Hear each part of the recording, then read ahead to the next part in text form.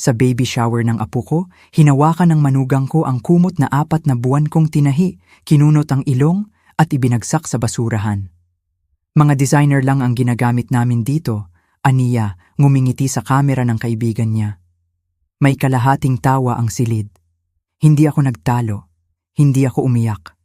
Lumapit ako, kinuhang muli ang kumot sa basurahan, tinupi, isinilid sa bag at umuwi ng maaga nang walang imik. Nang gabing iyon, tumawag ang anak ko, nanginginig ang boses.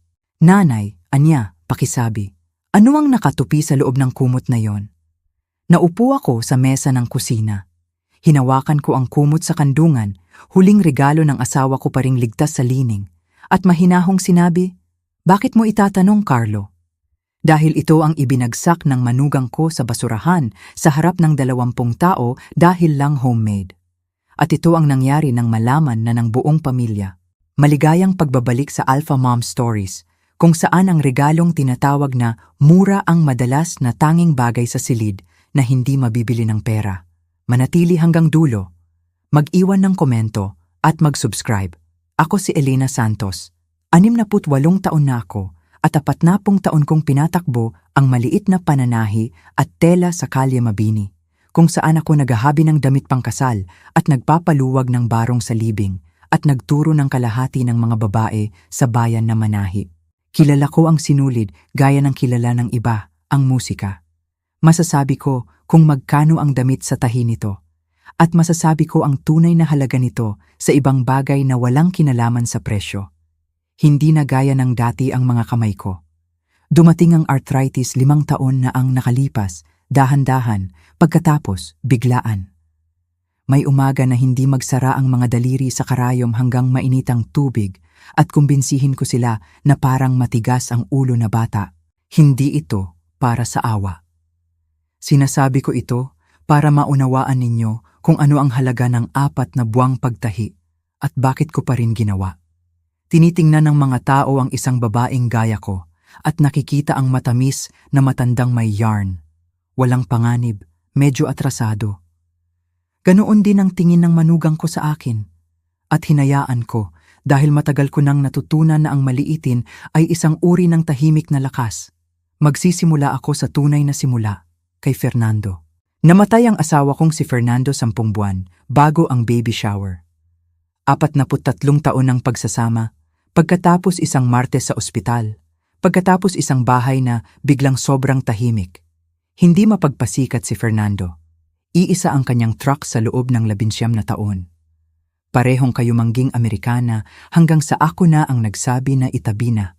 Siya ang taong mapapansin ang bagong tindera sa hardware na mukhang pagod at magbibigay ng dagdag na 5 piso para sa kape at hindi na babanggitin. Ngunit si Fernando ay nagtitipid, hindi nagtatago ng pera, nagtatanim nito. Iniisip niya ang mga dekada. Habang bumibili ang iba ng bangka, bumibili si Fernando ng maliliit, boring na bagay at hinahayaan ang panahon na gumawa ng trabaho. Ang oras ang tanging bagay na nagbibigay ng tubo sa pasensya, Elena, sabi niya dati. Hindi ko lubos na naiintindihan hanggang malapit sa dulo kung gaano katagal siyang naghahanda para sa taong wala pa. Higit sa anuman, gusto ni Fernando na maging lolo. Matagal kaming naghintay. Si Carlo, kaisa-isang anak namin, nag-asawa ng huli kay Marisa at matagal bago dumating ang sanggol. Pinag-uusapan ni Fernando sa beranda, ang pangingisda na ituturo, ang masasamang biro, ang kaguluhan, hindi niya naabutan. Ang sanggol ay bulong pa lang ng balita, petsa sa kalendaryo nang itigil na ng puso ni Fernando ang mga kasangkapan. Ngunit ganito ang isang taong nag-iisip sa dekada. Hampiring 30 taon na siyang naghahanda na maging lolo bago pa may apo. At itinago niya ang patunay sa lahat ng panahong iyon kung saan ko ito makikita kung kailangan. Isang linggo bago siya pumanaw, nang alam na naming dalawa, pinakuha niya sa akin ang lumang kahon ng tabako mula sa itaas ng aparador. 30 taon kong nakita ang kahong iyon at hindi kailanman binuksan.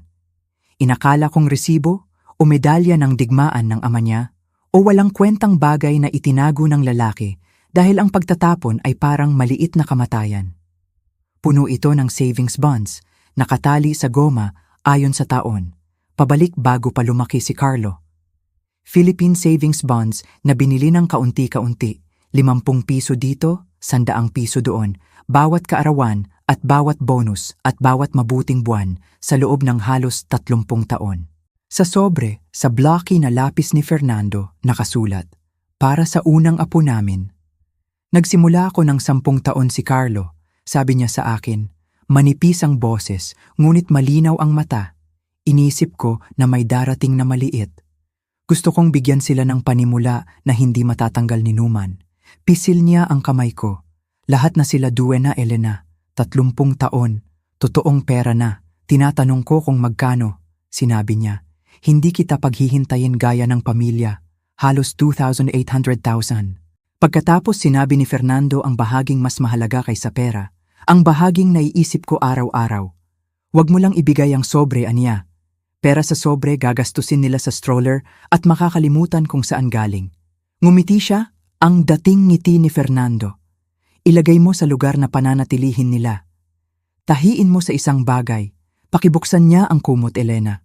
Pakahanapin sila, pati ibayin. Pakibuksan niya ang kumot. Halos huling malinaw na utos ng asawa ko at sadyang tinupad ko ng perpekto. Kaya nagtahi ako ng kumot.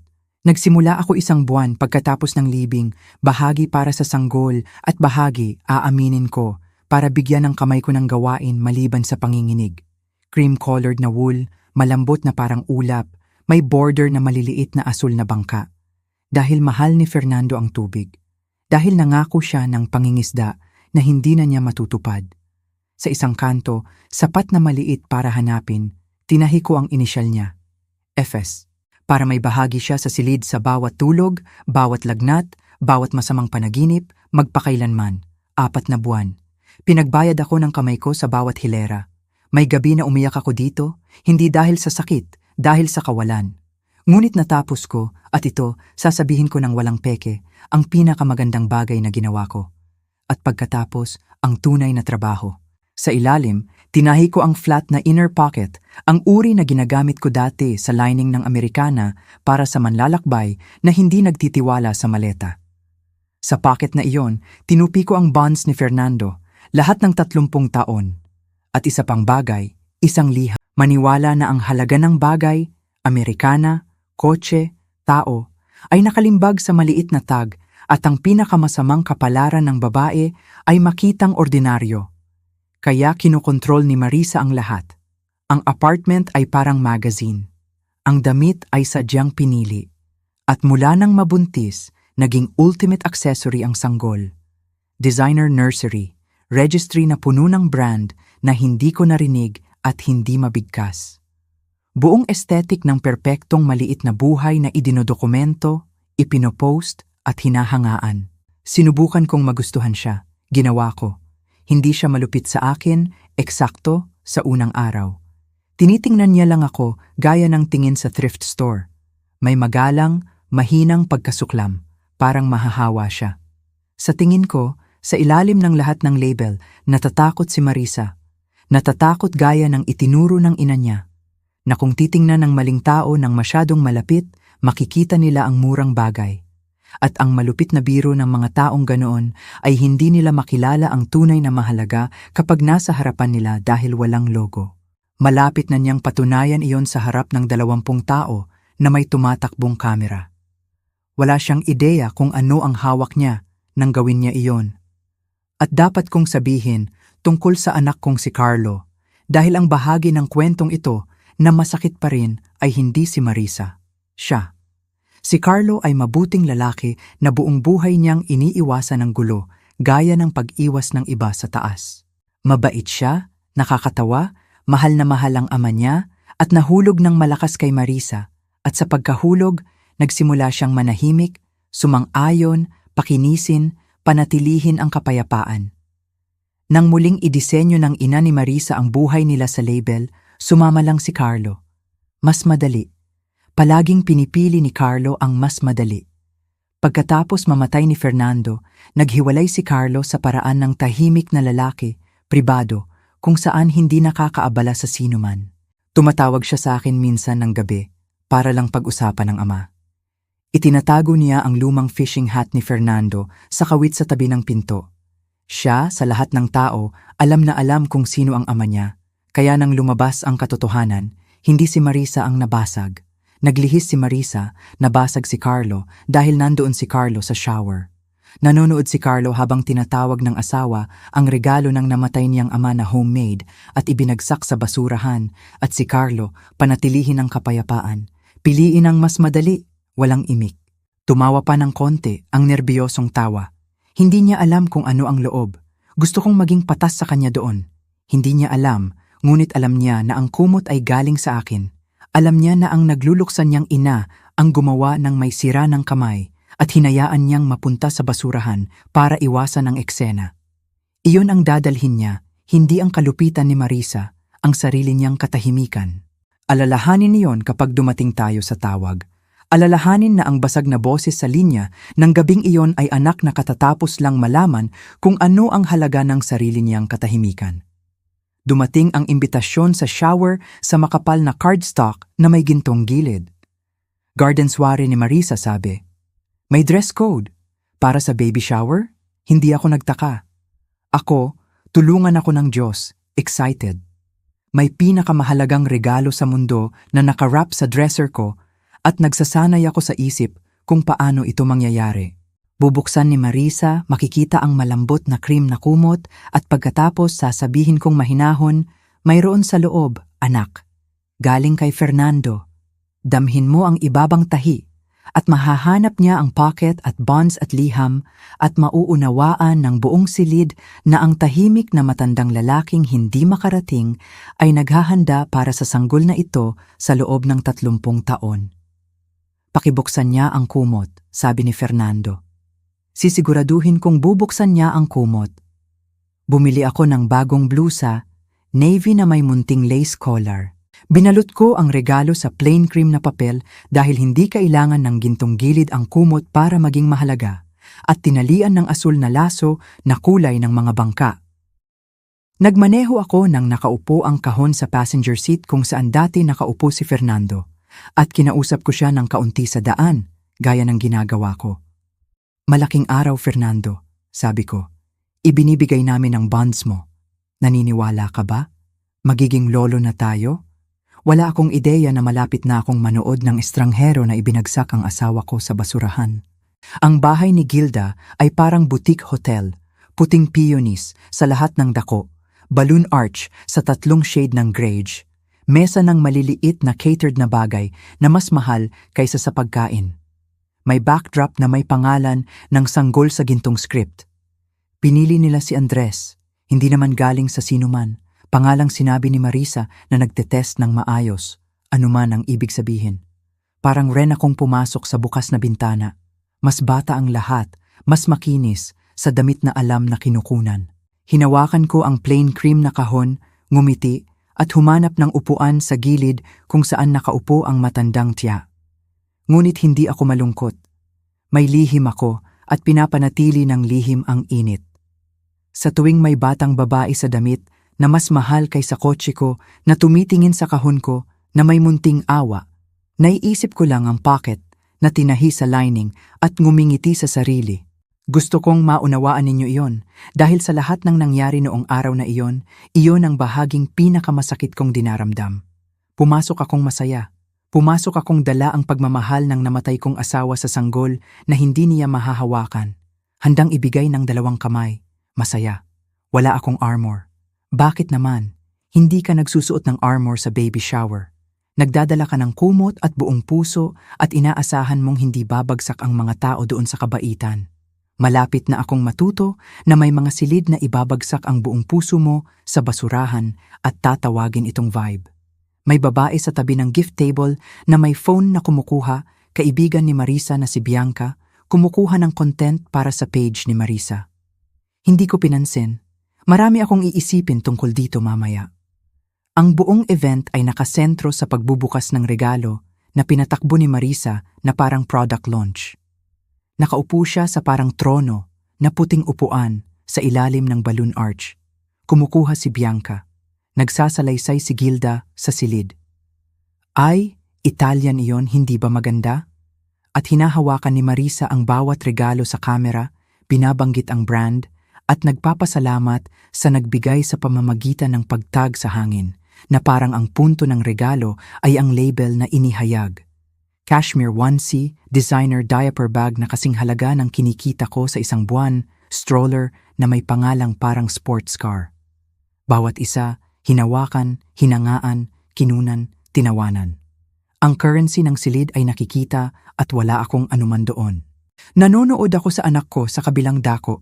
Nakatayo si Carlo sa pader na may inumin na hindi iniinom.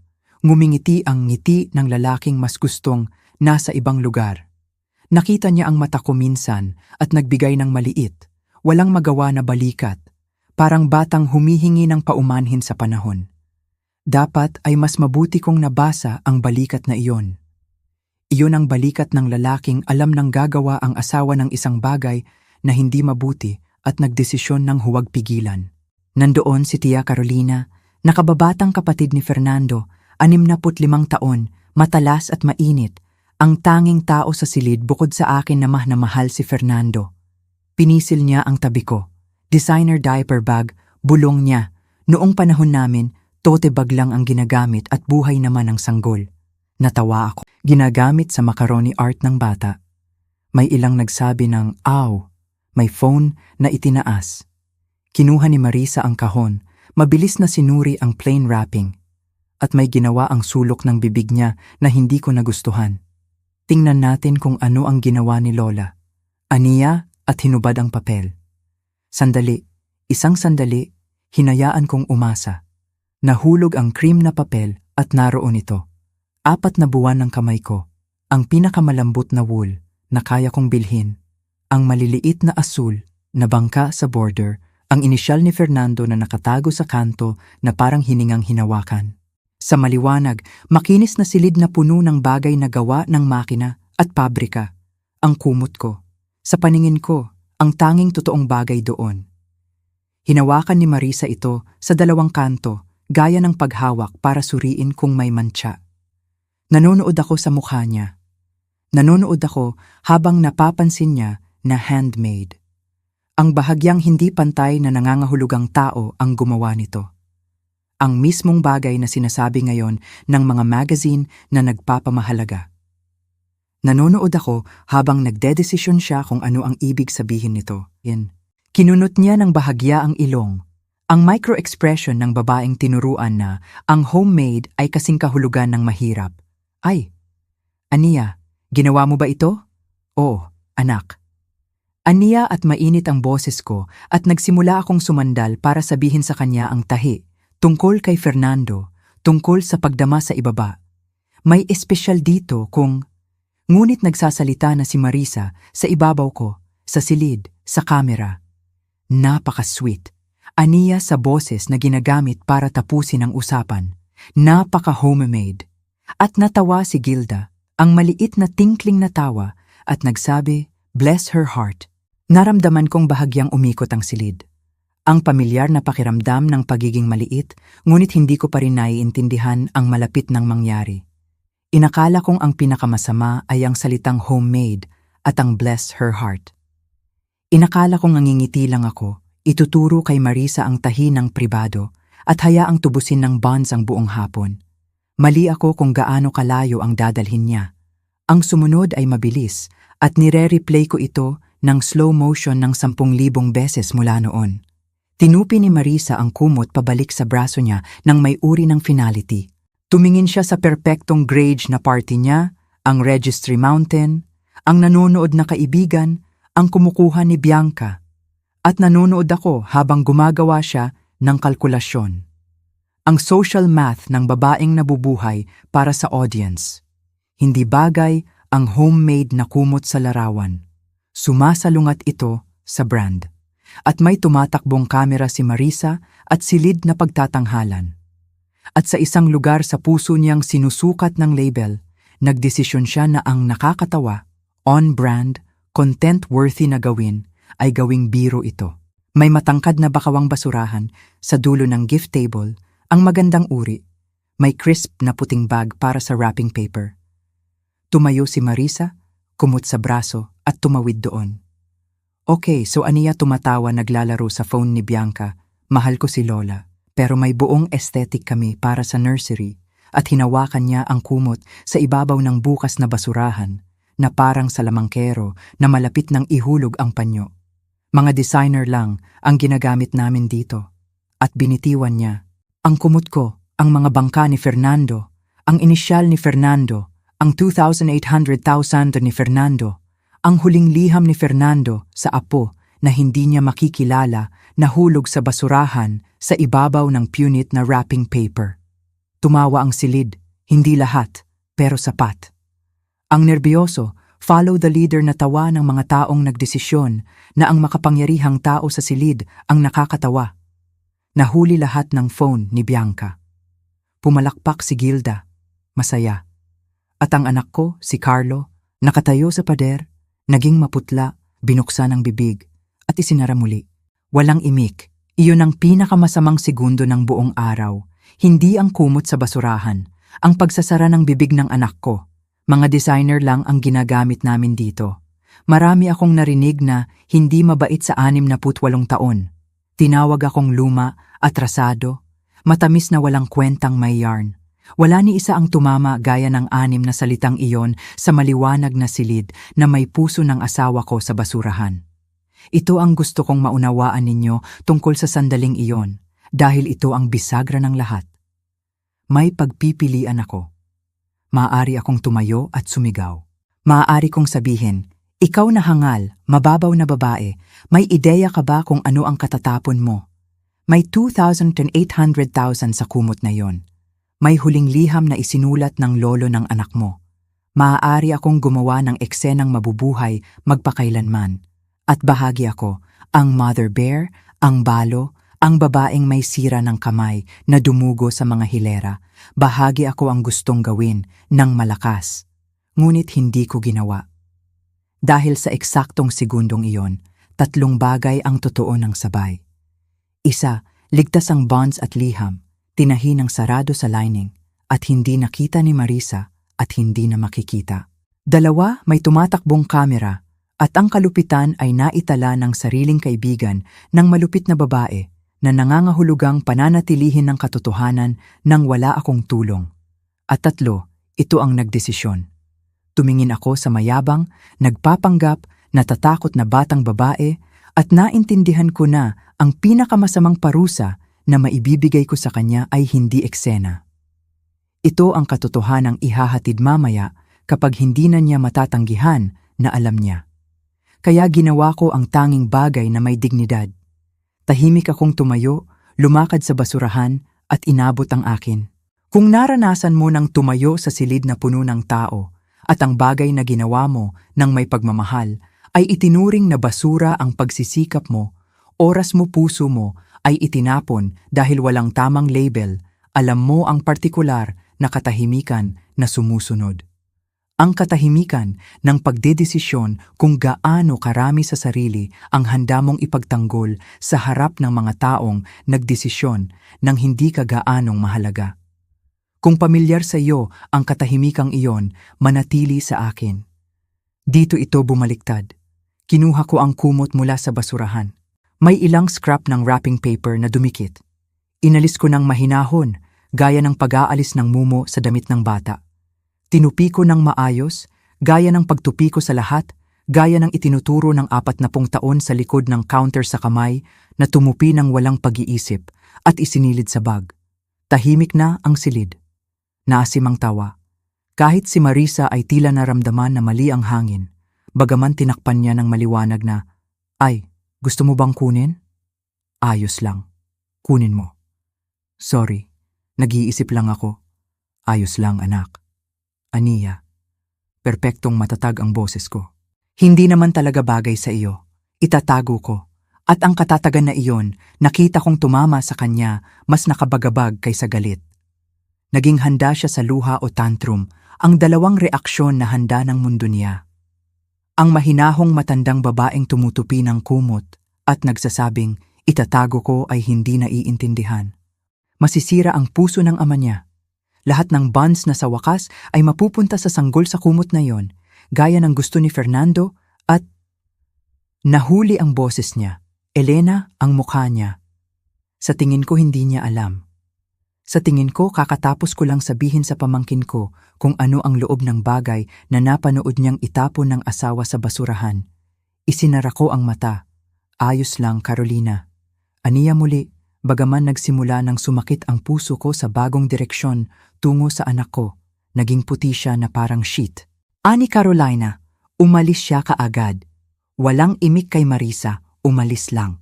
Nagpasalamat ako at ibinaba at tumayo sa kusina na may hawak na kumot at naintindihan ko na sa isang lugar sa bayan ang anak ko ay nagmamaneho pa uwi na may piraso ng impormasyon na sumasabog sa loob niya. Na alam na niya ngayon na ang kumot sa basurahan ay may 30 taong regalo ng namatay niyang ama at huling liham. Na napanood niya ito at tumawa ng nerbyosong tawa at walang imik. Inilagay ko ang kettle at naghintay. Dahil alam ko, gaya ng alam ng mga ina, natatawag si Carlo. 3 minuto ang lumipas, tumawag siya. Bago ko sabihin ang tungkol sa tawag, hayaan mong sabihin ko kung ano ang ginawa ko sa ilang minutong paghihintay dahil mahalaga ito. Dinala ko ang kumot sa mesa ng kusina at gamit ang seam ripper, ang maliit na kasangkapan na ginamit ko ng 10,000 beses sa tindahan, maingat kong binuksan ang inner pocket. Hindi para alisin ang regalo, para tiyaking nandoon pa, hindi nasira, para hawakan. Eksaktong gaya ng pagtupi ko ang bonds. 30 taon ng pasensya ni Fernando sa maayos na rubber-banded stack. At ang liham sa selyadong sobre, bubuksan kapag 18 ka na. Pagmamahal, Lolo Fernando. Hinawakan ko ang sobreng iyon at naisip ang silid ng ospital kung saan niya ito idinikta. Humihinto para huminga sa pagitan ng pangungusap, pinabasa sa akin. Gusto niyang ang liham na iyon ay mabuhay ng higit sa kanya sa mga dekada. Gusto niyang may teenager balang araw. Matagal na pagkatapos na si Fernando ay litrato at pangalan, nabubukas ng sobre at makikilala ang lolo niya sa unang pagkakataon. At isang batang babae sa grade na party dress ay halos nagtapon ng pagpupulong na iyon sa basurahan para sa tawa. Pakibuksan niya ang kumot, sabi ni Fernando. Pakahanapin, pati ibayin, hindi niya kailanman binuksan. Iyon ang mapait na biro sa gitna ng lahat. Ang iisang utos ni Fernando at nilaktawan ni Marisa. Nalaman ko mamaya kung ano ang mga minutong iyon para kay Carlo at sasabihin ko sa inyo, gaya ng sinabi niya sa akin, dahil dapat ninyong makita mula sa panig niya rin. Nakatayo siya sa pader, aniya, sa kakilakilabot na segundo pagkatapos mahulog ang kumot, nakikipaglaban sa pagnanais na tumawid at kunin mismo. At natalo ang laban dahil tumatawa si Marisa at kumukuha si Bianca at ang paggawa ng eksena ay sisira sa araw niya. Kaya nilunok niya. Sinabi sa sarili na kumot lang. Sinabi sa sarili na aayusin niya sa akin mamaya. Ang lumang reflex, piliin ang mas madali. Pagkatapos lumitaw si Carolina sa siko niya, nayanig, at sinabi ang mga salita, 2,800,000 sa bonds. Huling liham ng ama mo sa kumot, gaya ng gusto ni Fernando. Ani Carlo na parang nawala ang sahig. Lumingon siya at tumingin sa basurahan. At syempre walang laman na ngayon dahil kinuha ko ang kumot. At sa isang kakilakilabot na minuto, inakala niyang wala na. Totoong wala na. Na itinapon ng asawa ang huling regalo ng ama niya sa garbage bag na dadalhin ng may-ari sa curb. At nandoon siya at hinayaan. At tumawa. Hindi niya hinarap si Marisa. Hindi man lang niya matitigan. Lumabas lang siya sa party, sumakay sa kotse, at nakaupo sa driveway na nanginginig ang kamay sa manibela, sinusubukang gawin ang matematika ng pinahintulutan niya. Pagkatapos tinawagan ng tanging taong makakaalam, ang taong gumawa ng kumot, ang ina niya. Nagdarasal siyang sasabihin kong nasa akin. At natatakot siyang sasabihin kong wala. Nanay. Basag ang boses niya sa iisang pantig. Nanay, pakisabi na dinala mo ang kumot pa uwi. Pakisabi na nasa iyo. Nasa akin, anak, aniya. Narito sa mesa ng kusina. Ligtas. Narinig ko siyang huminga na parang lalaking umahon mula sa malalim na tubig. Mahaba, nanginginig na hininga na naging, sa gitna, isang bagay na hindi lubos na hikbi. Salamat sa Diyos, aniya. Salamat sa Diyos. Inakala ko, sinabi ni Carolina, Nanay, ano ang nakatupi sa loob ng kumot na iyon? At naroon, Ang tanong na tinungo ng buong araw. Ang anak ko sa kotse sa driveway na nagtatanong kung ano ang itinapon ng asawa. Maaari kong pinalambot, maaari kong iniligtas siya. Ngunit 32 taon na si Carlo at ama na, at may mga bagay na kailangang marinig ng lalaki ng buo dahil ang bigat nito ang buong punto. Ang savings bonds ng ama mo, Carlo, aniya ng banayad, lahat. Ang binili niya para sa unang apo. Bawat kaarawan at bonus sa loob ng halos 30 taon. Due na sila. Sinabi ni Carlo kay Marisa ng gabing iyon. Kailangan niya. Hindi siya makakaupo sa kabilang mesa ng kusina mula sa kanya na may hawak ng bagay na ganoong laki. Wala ako doon. Ngunit nalaman ko mula sa kanilang dalawa sa kalaunan at ang dalawang bersyon ay nagsasabi sa iyo ng lahat ng kailangan mong malaman tungkol sa mga taong nagsabi. Kaya gumawa ako ng ilang tawag sa susunod na linggo nang may reading glasses at bukas ang cigar box ni Fernando sa mesa. 40 taon akong magaling sa kamay at tahimik na magaling sa pera at ngayon ginamit ko ang dalawa. Pumunta ako sa bangko kasama ang bonds at isang mabait na batang lalaki ang tumulong sa akin na kumpirmahin ang sinabi ni Fernando. 2,750,000 at kaunti, halos ang 2,800,000 na ipinangako niya. Bawat piso na kinita ng lalaking bumibili ng maliit at naghihintay ng matagal. Pagkatapos pumunta ako sa babaeng nagngangalang Patricia na humahawak sa mga bagay na ito at nagtayo ako ng education trust para kay Andres. Totoo, nakalock. Ang pera ay mapupunta sa bata, sa pag-aaral niya, sa panimula niya sa buhay, pinamamahalaan ng independyente, kung saan hindi magagastos, mahihiram o totoo, bahagi ito ng kasalanan niya ni Numan. Hindi si Marisa, hindi si Carlo, hindi ako. Sa bata at sa bata lang, gaya ng intensyon ni Fernando. Nagkakahalaga sa akin ng kaunti ang pag-lockout kay Carlo. Hindi ko itatanggi. Ngunit ang hiling ni Fernando ay para sa apo at ang pinakamalinis na paraan upang parangalan ang hiling ay gawing imposible ang pagyuko. Pagkatapos ginawa ko ang iba pang bagay, ang mas mahalaga, walang kopya at pinanatili ang orihinal ng lahat at nagplano ng family gathering. Maliit sa bahay ko kung saan may home court advantage ako ng kusina na amoy 40 taon ng mabuting pagkain. At nagdesisyon ako na sa gathering na iyon, sa harap ng lahat, gagawin ko ng eksakto ang hiningi ni Fernando. Pakibubuksan sila ang kumot. Sa pagkakataong ito, ang tamang paraan. Ilang linggo ang inabot para ayusin, bahagi dahil dumating ang sanggol sa gitna. Ipinanganak si Andres sa maulan na Huwebes, 7 libra at galit tungkol dito na may, hindi ako nagsisinungaling, eksaktong nguso ng lolo niya. Sa unang pagkakataon na inilagay nila siya sa bisig ko, ang krus na maliit na mukha na nagtatrabaho upang sumigaw, nakita ko si Fernando nang napakalinaw na kailangan kong umupo. Nariyan ka, bulong ko sa kanya. Matagal na kaming nag-iipon para sa iyo, maliit na lalaki. Binago ng kaunti ng sanggol ang lahat sa bawat isa. Kahit si Marisa ay mas malambot, pagod at tao sa paraan ng mga bagong ina. Pansamantalang nakalimutan ang mga label sa ilalim ng laway at kawalan ng tulog. Sa ilang araw, hinayaan kong umasa na baka hindi na kailangan ng gathering na matutunaw ng sanggol ang lahat. Ngunit pagkatapos nakita ko ang unang naipost na litrato ni Marisa kay Andres, staged, filtered, sa 20,000 na damit, may caption na brand. At alam ko na ang lambot ay face, ang mga halaga, ang istruktura. Sinusukat na si Andres para sa parehong maliliit na tag na pinaglakihan ng ina niya, na nangangahulugang mas mahalaga kaysa dati ang regalo ni Fernando at liham ni Fernando. Lalaki ang sanggol na iyon sa bahay na nagtuturo sa kanya na ang halaga ng bagay ay nakalimbag sa label. Sa isang lugar sa buhay niya, kakailanganin niya ang kabaligtaran na aral. Tinahin ang kamay, binayaran sa pasensya, naghihintay sa sobre na may markang 18. Kaya pinadala ko ang mga imbitasyon.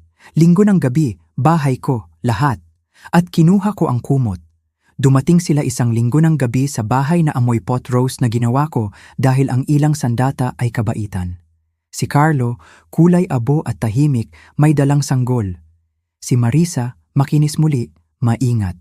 Si Gilda, dumating dahil ang hindi pagpunta ay mas masama kaysa pagdalo. At si Carolina, dumating ng maaga para tumulong sa akin at tumayo sa balikat ko na parang kapatid na gusto ni Fernando na nandoon. Nakaayos ang mesa ng maayos at sa gitna kung saan ang centerpiece, inilatag ko ang kumot. Nahugasan na ngayon na wala ang amoy basura, maliwanag ang mga bangka, inisyal ni Fernando sa kanto. Tinupi ng nakaharap ang inner pocket pataas. Pumunta ang mga mata ni Marisa dito sa segundo na pumasok siya at may komplikadong ginawa ang mukha niya. Hindi niya inaasahan na makikita muli. Sa tingin ko umaasa siyang tahimik na mawawala, gaya ng mga hindi komportabling bagay para sa mga taong sanay na pinangangasiwaan ang discomfort para sa kanila. Kumain muna kami, iginiit ko.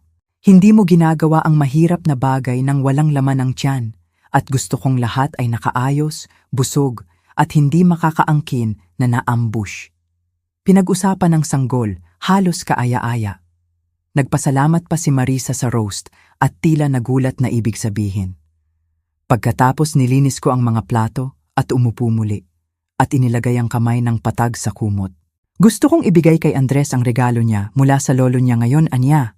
Nang maayos sa pagkakataong ito, gaya ng hiningi ni Fernando sa akin bago siya pumanaw. Naging tahimik niya, ngunit sa boses na hindi ko kailanman narinig na ginamit niya sa kanya. Huwag. Wala nang isang salita. Hindi tungkol sa kumot. Hindi tungkol sa kaninong kasalanan. Wala nang isang salita. At si Marisa, sa unang pagkakataon mula nang makilala ko siya, isinara ang bibig at pinanatili itong sarado. Nagkakahalaga ito ng 2,800,000 at liham ng namatay na lalaki para bigyan ang anak ko ng gulugod. Ngunit naroon, mas mabuti ng huli. May isang bagay na natitira, ang pinakamahalaga, ang bagay na talagang gusto ni Fernando.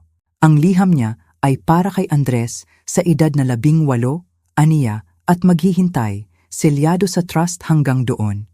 Ngunit may isinulat si Fernando na bahagi para sa ating lahat din. Maliit na pagbubukas para sa araw na unang nalaman ng pamilya ang tungkol sa regalo. Pinangako niya sa akin na basahin ng malakas kapag dumating ang araw na iyon. Kumuha ako ng pangalawang mas maliit na sobre mula sa bulsa ng cardigan. Hindi niya alam na magiging araw na gaya nito, ngunit narito tayo. Binuksan ko. Nanginginig ang kamay ko, hindi dahil sa arthritis sa pagkakataong ito. At binasa ko ang mga salita ng asawa ko sa pamilya niya sa kusina ko na may apo niyang natutulog sa bisig ng anak niya. Kung naririnig ninyo ito, binasa ko, kung gayon ay dumating na ang maliit, at pasensya na hindi ako makarating para maging abala tungkol dito. Nag-iipon ako para sa sanggol na ito mula ng 10 taon si Carlo dahil ang pinakamagandang bagay na ibinigay sa akin ng sarili kong lolo ay hindi pera. Ito ang patunay na may nag-iisip sa akin bago pa ako umiral. Iyon ang nasa kumot na ito. Patunay na gusto ka, maliit, ng matandang lalaking hindi kailanman nakilala ka. Gastusin ang pera sa isang bagay na nagtatagal. At anuman ang gawin ninyo, basag ang boses ko dito at hinayaan ko.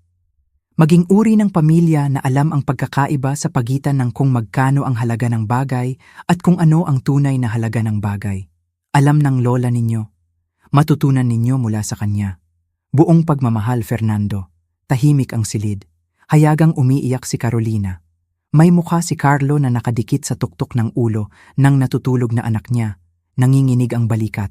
At si Marisa. Tinitingnan ni Marisa ang kumot sa mesa, ang itinapon niya, at sa unang pagkakataon, sa tingin ko talagang nakikita. Huli na para sa kapatawaran, ngunit maaaring simula ng pag-aaral kung paano tumingin. Tinupi ko ang liham pabalik sa sobre. Tapos na ang mahirap na bahagi at hindi ako malupit na babae, kaya nilambot, gaya ng pagpapahinga sa silid pagkatapos ng mahirap na katotohanan. Hindi ko ginawa ito para hiyain ka, Marisa, aniya, bagaman naiintindihan ko na ganoon ang pakiramdam. Ginawa ko dahil lalaki ang sanggol na iyon sa bahay ninyo na natututo ng inyong mga halaga at balang araw kakailanganin niyang malaman na may ibang paraan upang sukatin ang mga bagay. Ang bonds ay para sa kinabukasan niya Ang liham ay para sa puso niya. At ang kumot, ipinahinga ko ang kamay dito, ay para lang ipaalala sa lahat, kasama ako, na ang pinakamahalagang bagay sa silid ay halos hindi kailanman ang pinakamahal. Tumingin ako sa anak ko. Carlo, Anya, nanahimik ka sa shower dahil mas madali ang katahimikan? Nanahimik ka ang buong buhay mo dahil mas madali? Hindi ako galit sa iyo, ngunit kailangan mong marinig ako bilang ina mo. Nabuhay ang kumot dahil tumanggi akong manahimik tungkol sa kung ano ang halaga nito, kahit na ang pagiging tahimik ay mas komportable. Iyon ang pamana, anak, hindi ang bonds. Iyon. Tumango siya. Hindi siya makapagsalita. Hindi kailangan. Ako ang lola ni Andres, aniya sa buong mesa ngayon, hindi optional. Hindi thrift store relative na tinitiis sa bakasyon. Gumawa ako ng kumot para sa sanggol na iyon nang may kamay na hindi na gumagana at magiging buo ako sa buhay niya o magkakaroon ng pamilyang ito at ako ng mas mahirap na usapan kaysa dito. Iyon ang mga tuntunin. Walang nangatuwiran sa mga tuntunin. Ganito ang nangyari sa mga buwan pagkatapos dahil alam kong gusto ninyo ang ledger at hindi lang ang pakiramdam. Nakalock at lumalaki ang trust. 2,750,000 na tahimik na gumagawa para kay Andres nang eksakto ang intensyon ni Fernando. Naghihintay. Mapagpasensya gaya ng gagawin ni Fernando mismo. Hindi mahahawakan ni Andres hanggang sa lumaki at wala ng iba at iyon ang punto. Nag-isip si Fernando sa mga dekada kaya gayon din ngayon ang kinabukasan ng apo niya. Ang video ni Bianca, ang isa ni Marisa na ibinagsak ang kumot at nagsabing mga designer lang ang ginagamit namin dito. Lumalabas na nakita ng mas maraming pamilya kaysa alam ni Marisa. Na-post niya bilang cute moment bago namin nalaman ang loob. Tinanggal niya, syempre, ng araw na sinabi ni Carlo ang katotohanan. Ngunit pinanatili ng internet ang ibinigay at sapat ang nakakita kaya gumugol si Marisa ng mahabang tahimik na panahon na kilala sa sarili niyang bilog bilang babaeng nagtapon ng pamana ng anak para sa tawa. Hindi ko ginawa iyon sa kanya. Siya mismo ang kumukuha. May aral din doon tungkol sa pamumuhay para sa kamera. Hindi malapit si Gilda at ako. Hindi kailanman. Ngunit tumigil siya sa pagsasabi ng bless her heart sa akin na binibilang ko bilang diplomatikong tagumpay. Maingat kami ni Marisa. Hindi siya kailanman lubos na humingi ng paumanhin. Hindi siya ginawa para doon. Ngunit tinanong niya ako ilang linggo mamaya sa maliit na boses kung tuturuan ko siya ng pagtahi. Sinabi kong oo. Gumawa kami ng baluktot, pangit, kamangha-manghang maliit na sombrero para kay Andres nang magkasama. Ang unang handmade niya, itinago niya. Hindi niya itinapon. Simula iyon, si Carlo ang pinaka-nagbago. Ang lungkot at kahihiyan ang gumawa sa kanya nang hindi nagawa ng 40 taon ng kaginhawaan. Pinagtubo nila siya ng gulugod. Dumating siya sa akin isang buwan pagkatapos ng hapunan ng mag-isa at umupo sa mesa ng kusina kung saan ang kumot at nagsabi, nire-replay ko ang shower at patuloy akong bumabagsak sa parehong bagay. Hindi ako nabigo kay tatay nang hinayaan kong mapunta ang kumot sa basurahan. Nabigo ako sa kanya ng 100 beses bago iyon. Sa tuwing nanahimik ako para panatilihing masaya si Marisa. Ang kumot ang isa na hindi ko matanggal sa paningin. Mahirap malaman tungkol sa sarili. Ania, alam mo tungkol sa akin sa loob ng mga taon. Ania, bakit hindi mo kailanman sinabi? Dahil may mga bagay na kailangang hanapin ng tao para sa sarili.